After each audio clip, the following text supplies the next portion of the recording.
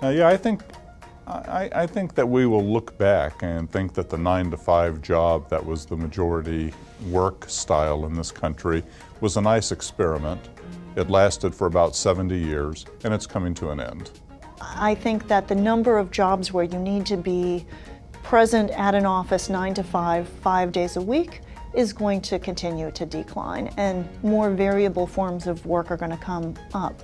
Now, some of those people are not even going to work for the company. They're going to be independent contractors, people who decide to freelance and put together a series of different gigs or jobs and earn income in that way. But that's only one step more extreme than what we're already seeing evolve in the US workplace within traditional companies.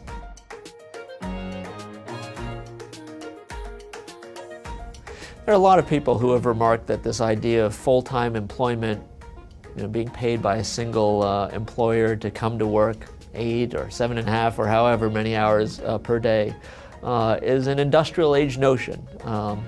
And will that change? I think one of the things that technology enables is more variation.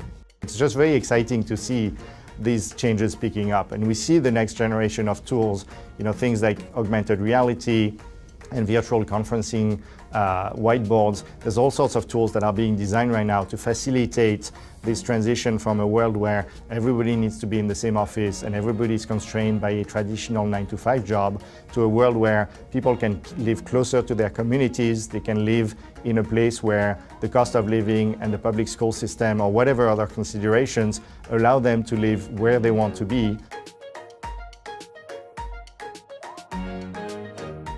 The 9-to-5 corporate job may well go the way of the dinosaur, but I don't think it's going to do so as quickly as many people are predicting. For one thing, we're social animals, and people like to get out of the house and go somewhere and be there with other people.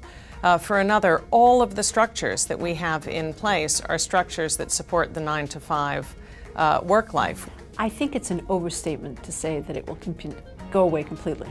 I think, changes of the scale that move an entire labor market the size of the U.S., let alone the global economy, will have many different aspects to them over time, and there will be holdovers of things that existed for a long time. So I think there is an important role for large corporations that would seem more traditional, but they themselves are evolving dramatically. So I think we will see a lot of change, but we will probably see more permanence than most people realize.